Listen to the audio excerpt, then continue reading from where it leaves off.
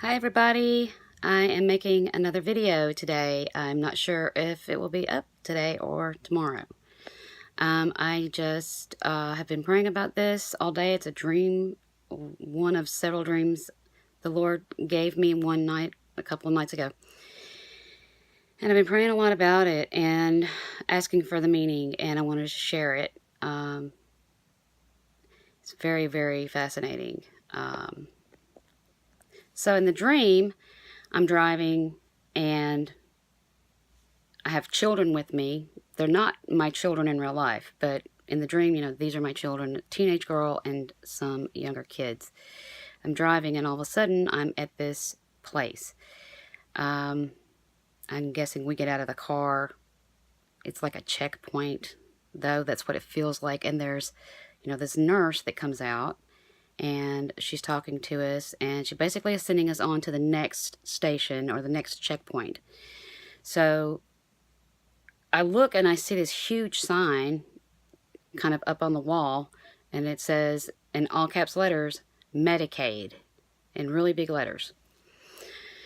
So I'm like, okay, I'm at a hospital or we're at a doctor's office, and I don't even know how we got there, but we're there. So go to the next checkpoint, and they begin to tell us these things about, eating healthier and eating smaller portions. And they have these little tiny cups and like these little bitty pieces of food.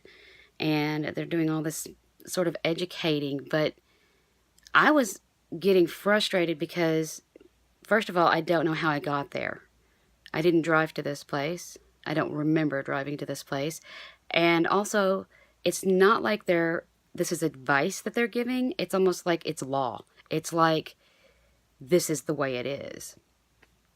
And I felt that very strongly, and I had this opposition in me with these things that I'm seeing in this hospital. I'm like, this isn't right. Well, we continue to go, and I'm asking lots of questions, and I basically don't stop asking questions like, why are we here? How did we get here? What's happening?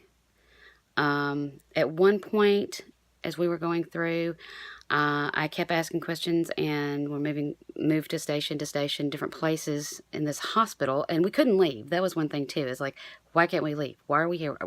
Why are we being kept here? What is the big deal? What is going on? So at one point, I got so irritating that this nurse took, and it was like something really small. It was like the size of a bottle cap, and she kind of threw it on me, and it was like a taser. It was like I was tasered, but it wasn't really strong. It was just enough to shut me up for a few minutes and enough to knock me on my feet. Off my feet. So I recovered, I get up, we're moving on. Well, I'm still mad, and I'm still asking questions, and I'm talking about my rights, and I'm trying to understand what's happening. And then they tell me they have to take my teenage daughter here in the dream and examine her. And we have this big argument about me being in the room with her, because I wasn't about to let her go in there by herself. And to my surprise, actually, they ended up saying, okay, fine, you can come in. So I come in. I don't recall them doing anything specific in the exam, but I do remember that it became it became known in this room, in this exam, that this teenage daughter of mine had been being used as in the sex trade, as a sex worker. And she was just a teenager, and I was upset about it. And I knew that she had been doing this for this group, this hospital, and it was upsetting. I got very upset. This continued to go on. They wouldn't let us leave. And I was finally yelling, and I was saying, look, these are my rights. What you're doing is wrong. This is not right. This is not lawful. This is not constitutional. This is America. And that's what I said. And this woman just looked at me very cold and said, this is not America. And then I woke up from the dream. So the meaning to the dream, I think there's a lot of meaning in it, but I just found it interesting that, here we are going through like checkpoints, almost like this is an immigration sort of situation. But I know that I'm in the United States, yet then I'm told at the end of the dream that I'm not.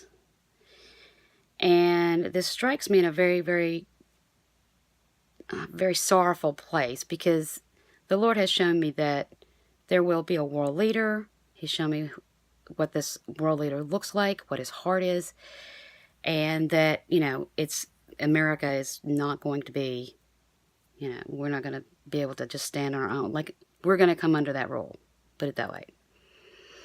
And there's some really difficult stuff, because this guy's pretty evil. This guy's very evil. And I had those visions in like 2004, 2005. So that struck me very much. And I know that the rationing in the small meals, the small portions, I know that this represents something about the economy failing, something about the economy, some kind of economic problem.